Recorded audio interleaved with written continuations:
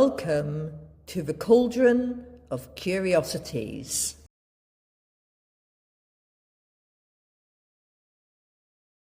Welcome to a windy Forager's Feedback. So today we've had rain, we've had sunshine and some pretty heavy drops, and my daughter came running through and said, "Mum, it looks like it's snowing," but it was just the weight of the water. But there are blue skies, not behind me, but you will notice as I show you what is growing in the hedges around here in March and what is edible and what just smells amazing when the sun's shining on it. So we've got some blue skies around the clouds and there's plenty of dead nettle. Look at that coming through. We've got hawthorn. Those haws are actually last year's haws. You see them. So the birds haven't eaten those, but we had quite a mild winter, didn't we? But you can eat these. They're called bread and cheese. The buds of hawthorn, and people would have eaten those.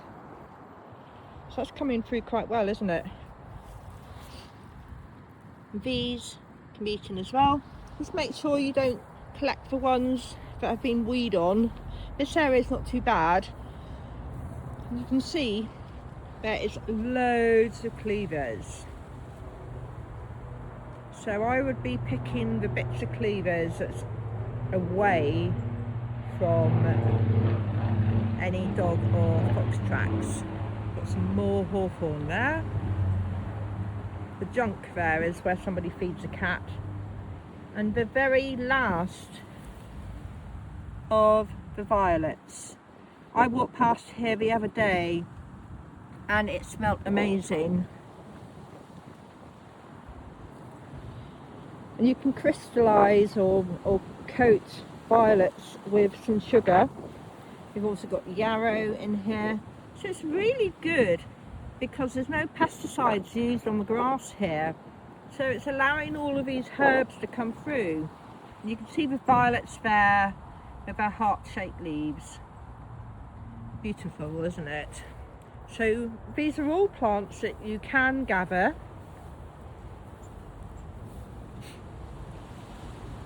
The laurel there in flower, and then blackthorn. You'll notice this blackthorn still has some berries on it.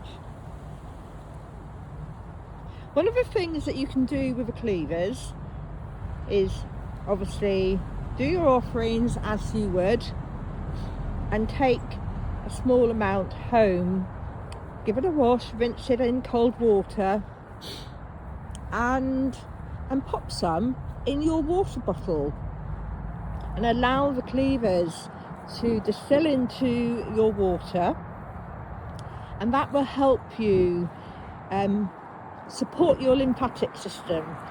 And that's a type of fluid that connects to your blood vessels and allows the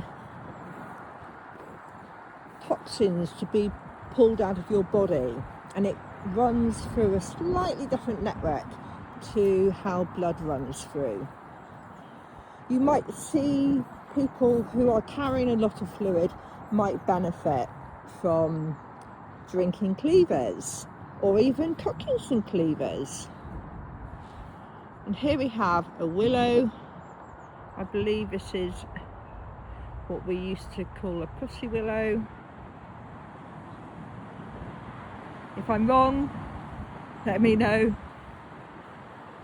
I have to say I'm not the best on catkins because I am the person who had a goat willow and thinking it was an apple tree when I first had it because the leaves look very similar.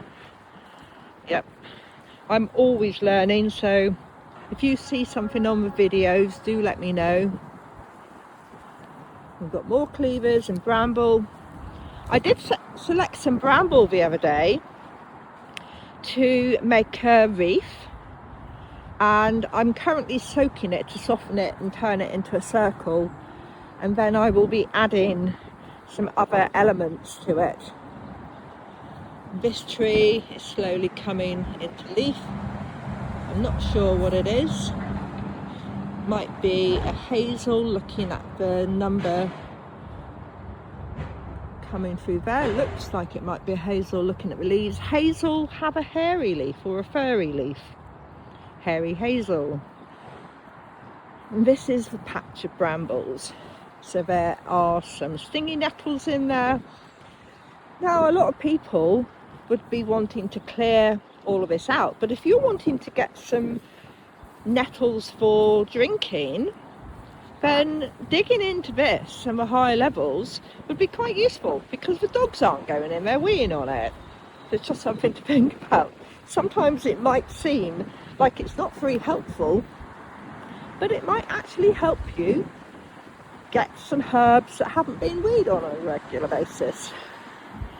We've got some lovely black form in bloom.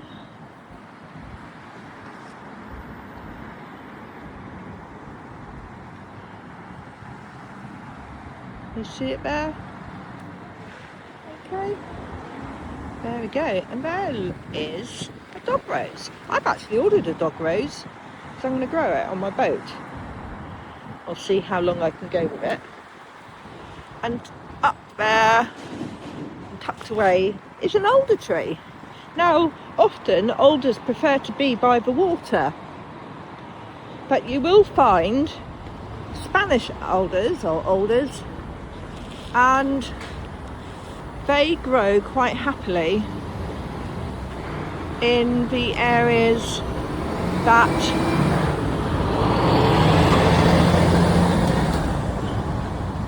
you'll see them in a lot of car parks. So the birds are coming out now because it's sunny. And look at this, new growth.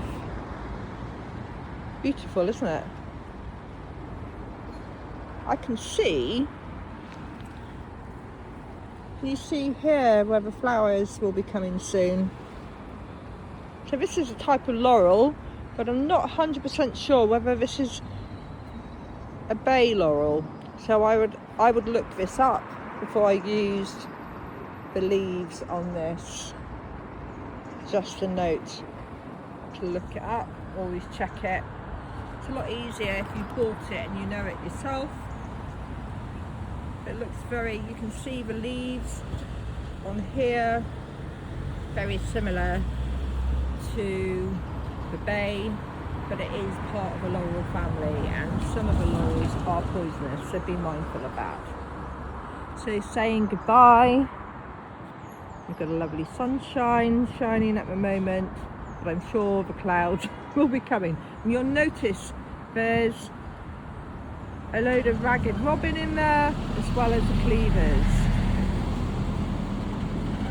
So there's things there for witches to gather to.